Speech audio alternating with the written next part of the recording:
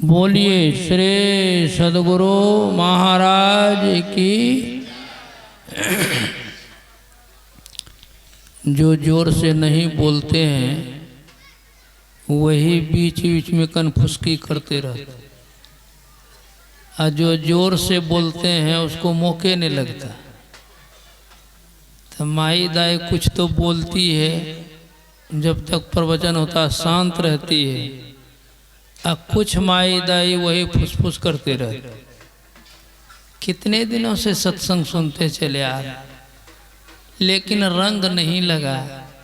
हम लोगों की ऊर्ध्वगति नहीं हुई, रूहानी तरक्की नहीं, तो फायदा क्या। जिस कारण से रूहानी उन्नति तरक्की रुकी हुई है, उस कारण का जब तक निवारण नहीं होगा तो नहीं होगा। उसी कारण का निवारण भी पूज्य स्वामी हरिराम जी महाराज से सुन रहे थे। बिल्कुल सॉलिड बात, लेकिन हम लोग सुनते हैं, ध्यान नहीं देते। ध्यान तो देना ही पड़ेगा। चाहते तो हम सब कोई हैं, कौन मुक्ति नहीं चाहते हैं। मुक्ति का शाब्दिक अर्थ होता है छुटकारा। शरीर और संसार के बंधन से कौन छूटना नहीं चाहता। इसीलिए पलटू साहब ने लिखा है, मुक्ति मुक्ति सब खोजत है, मुक्ति कहो कहाँ को पाइए जी। मुक्ति को हाथ वो पाँव नहीं, किस भांति से दिखलाइए जी। ज्ञान ध्यान की बात बूझ ही लीजिए, या विधि मन को खूब समझाइए जी। अब पलटू मुए पर किन देखा जीवत ही मुक्त हो जाइए। ऐसा क्यों कहा? चूंकि हम लोगों की भावना है, अवधारणा है कि मरने के बाद पुत्र अग्निदान कर देगा, श्राद्ध कर्म क्रिया करा दी जाएगी, अब मुक्ति मिल जाएगी न। भोज भंडारा हो जाएगा, चावल बचका सकरौरी, मुक्ति होगी। ये नहीं चाहते हैं। इसी का खुलासा किए हैं संतवाणी में। अभी सुन रहे थे, इस संत मत का निरूपण संतवाणी के माध्यम से होता है। उसी संतवाणी में वेद वाणी, उपनिषद वाणी, भगवंत की वाणी, सुभाषितकारों की वाणी समाई होती है। जैसे अभी किनकी वाणी हम लोग सुने हैं? भगवंत की वाणी सुने हैं। ब्रह्मा और शंकर जी के संवाद, कितनी विलक्षण बात है। सब किन्हीं को समझना चाहिए। तो मरने पर मुक्ति नहीं होती। संत तो कह ही रहे, जीवत ही मुक्त हो जाएगी। कबीर साहब के पद में सुन रहे थे, तन छूटे जीव मिलन का तो सो सब झूठी आशा। अबहू मिला सो तबहू मिलेगा, नहीं तो जमपुर बासा। दादू दयाल जी महाराज लिखते हैं, मुआ पीछे मुक्ति बतावे, मुआ पीछे मेला, मुआ पीछे अभय अमर पद दादू भूले गईला। जे जन राखे राम जी अपने अंग लगाए, दादू कुछ व्यापे नहीं, जे कोटि काल झकी जाए। मरने पर नहीं होता है। भगवान शिव क्या बता रहे हैं ब्रह्मा जी से? पिंड पाते न या मुक्ति, सा मुक्तिर्न तू मन्यते, देहे ब्रह्मत्व मायाते जलानांग सैंधवंग था, अनन्यतांग यदायाति तदा मुक्ता स उच्यते।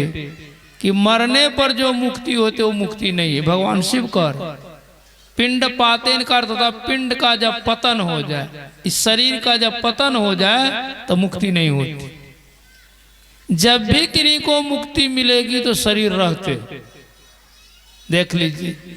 शरीर ही मुक्ति का अवलंब है और शरीर ही दुख का कारण भी है। यदि शरीर नहीं तो कोई दुख होगा? आज हम लोगों को जो भी दुख है, जिन किन्हीं को है, इस शरीर के रहते। यदि अभी हो जाए राम नाम सत्य है तो सब दुख पार। लेकिन संत महात्मा लोग कहते हैं कि साधारण मृत्यु में एक शरीर छूटता है, इसको हम लोग स्थूल शरीर कहते हैं। और शरीर रह जाता है। जिस शरीर का नाम है सूक्ष्म, कारण, महाकारण और कैवल्य। 3 जड़ शरीर और 1 चेतन शरीर। इस शरीर से निकलना पड़े। सूक्ष्म, कारण, महाकारण ये जड़ शरीर है और एक चेतन शरीर है। उससे जब निकल जाएंगे तो मुक्ति होगी। इस शरीर के अंतर्गत रहेंगे तो फिर कर्मानुसारी शरीर होगा। आकर 4 लक्ष्य 84 जोनि भ्रमति अजीवा विनाशी, फिरत सदा माया कर प्रेरा, काल कर्म स्वभाव गुण घेरा। समय स्वभाव के हिसाब से फिर आपको यह स्थूल शरीर मिल जाए। चाहे गधा का मिले कि कुत्ता का मिले कि कीट पतंग का मिले, लेकिन मिलेगा। तब तक मिलेगा जब तक आप सब शरीर से साधन विशेष के द्वारा उपराम नहीं हो लाते। सुन रहे थे ना कि मुक्ति क्या है? प्रश्न नहीं होगा। जब नहीं है ये मुक्ति तो कुछ होगा ना मुक्ति। तो भगवान ने स्पष्ट किया, जीते जी साधन विशेष के द्वारा यह जीव जब पी में मिलकर के एकम एक हो जाता है, उससे अन्न लग नहीं रह जाता, तब मुक्ति होती है। अब साधन विशेष क्या है? हमको लगता है बहुतेरे लोग नहीं जानते हो। जिस साधन को लोग जानते हैं उससे मुक्ति होती नहीं। तो इस साधन विशेष आपको जानना पड़ेगा। जनाएगा कौन? ईश्वर देव पितर परिजन सो हो तन यह उपकार, यह होवत में ही गुरु से ही गुरु की अमित बलिहार। ये गुरु बतलाते हैं, उसकी अमित बलिहारी है उनकी। जब तक गुरु के शरण नहीं जाएंगे तो आपका काम नहीं बनेगा। हम लोग इधर उधर भी भटकते हैं तीर्थ धाम में मुक्ति के उद्देश्य ना। कबीर साहब ने स्पष्ट लिख दिया, दूर दूर ढूंढे मन लोभी, मिटाए न गर्भ तरासा, साध संत की करे न बंदगी, कटे कर्म की फांसा।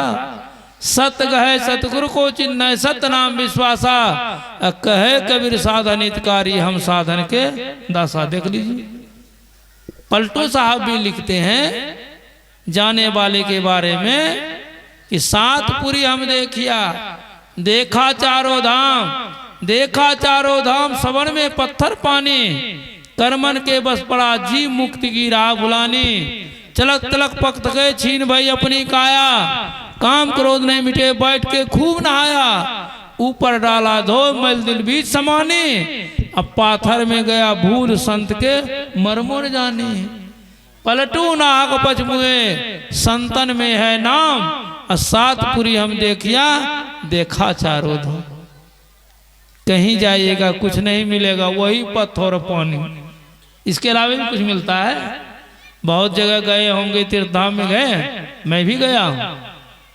गंगोत्री, यमुनोत्री, केदारनाथ, बद्रिकाश्रम, रुद्रप्रयाग, कर्म प्रयाग, अनजाने में कितना प्रयाग हो गया, लेकिन वही मिला और तो कुछ मिला नहीं। सवन में पत्थर पानी और ये जीव कर्मन के बस पड़ा जीव, मुक्ति की राह भुलानी। ये कर्म बंधन में फंस गया है, मुक्ति कैसे होगी रास्ता ही भूल गया। इस रास्ता को बतलाने वाले संत सदगुरु होते हैं। इसलिए संत वाणी में चर्चा है, अवधू भूले को घर लावे, सो जन हमको भावे। जो भूला भटका उसको सही मार्ग दिखाने वाले, वही परमात्मा को भाता है। घर में जो भोग घर ही में, घर तजी बन नहीं जाए, अब बन के गए कल्पना उपजे, तब धाम कहाँ समावे। वन में जाने से भी कल्पना उपजती रहती है। एक सज्जन था, देखते हैं ना, पति पत्नी में खटपट होता, झगड़ा होता है तो भाग जाता। वो भाग के चला गया हरिद्वार। वहीं इस सबको तो ज्यादा बैराग चढ़वे करता है, बूढ़ा सबको। घर में हुआ खटपट, चल बाबा जी के मठ पर, बाबा जी मांगे काम तो रमते राम, रमता राम में पड़ा फक्का तो गृहस्थी है पक्का। कहा चलिए भाई, हरिद्वार का जीवन बड़ा सुखमय है, फ्री में भोजन कपड़ा पैसा सब मिलता है। चला गया। कुछ दिन के बाद उसी के गांव का एक सज्जन गया, मुलाकात हुई, बातचीत हुई। कहा कहिए क्या हाल चाल है? कहा कि ठीक है, आपकी पत्नी मर गई। कहा मर गई, भले कपाड़ पर का बोझा खत्म गया। गया भाग के कहा बोझा कपाड़े पर धरा था। अब देख लीजिए, ये बोझा छूटने वाला नहीं है। मनसुआ कितनों लगाइएगा, ये छूटने वाला है। यदि संतों की युक्ति लेकर के आप अंदर में साधन करेंगे, आवरण का भेदन होगा, तभी छूटेंगे। इसलिए गुरु नानक देव जी महाराज ने बड़ा अच्छा लिखा भी है, सतगुरु भेटे ता सहसा टूटे, धावत वरद रहाई है, नीझर झरे सहज दूरी लागे, घर ही पर चापाई। नीझर झरे, जो गुरु युक्ति के मुताबिक अंदर में अभ्यास करते हैं, वो परमात्मा की विभूति का पान करते हैं। अंधकार मंडल से निकलते हैं, प्रकाश मंडल में चले जाते हैं। अब प्रकाश मंडल में विभूति का पान करते हैं और कुछ मिलता है, शब्द मंडल मिलता है। उस शब्द मंडल में प्रवेश करेंगे तो शब्द को ग्रहण करेंगे, जीवन का कल्याण हो जाएगा। वही समाधि की अवस्था भी सुन रहे थे पूज्य बाबा से। समाधिस्थ लोगों का ही काम है, लेकिन बीच में हम लोगों के जैसा टांगुर मांगुर घुस जाता है। ये गुरु महाराज का काम। एक आदमी ने कहा कि संत मत में जो आता है बिंदुए नाथ की चर्चा करता है। मैंने कहा संत मत की पढ़ाई यही है, बिंदुए नाथ की पढ़ाई होती है तो चर्चा क्या करेंगे। इसलिए यही सही ज्ञान है, यही विशेष साधन है, इसको जानना पड़ेगा। पर महाराज श्री सदगुरु महाराज के श्री शब्दों में सुन रहे थे, योग हृदय में वास न तनवास है तो क्या। योग हृदय कहाँ है? जो भजन भेदी होंगे तो जानते होंगे, और जो नहीं भजन भेदी होंगे, शायद वो डिलीट फिल वाले भी होंगे तो वो नहीं जानते होंगे, नहीं जानते होंगे। योग हृदय कहते हैं पिंड और ब्रह्मांड के मिलन स्थान को।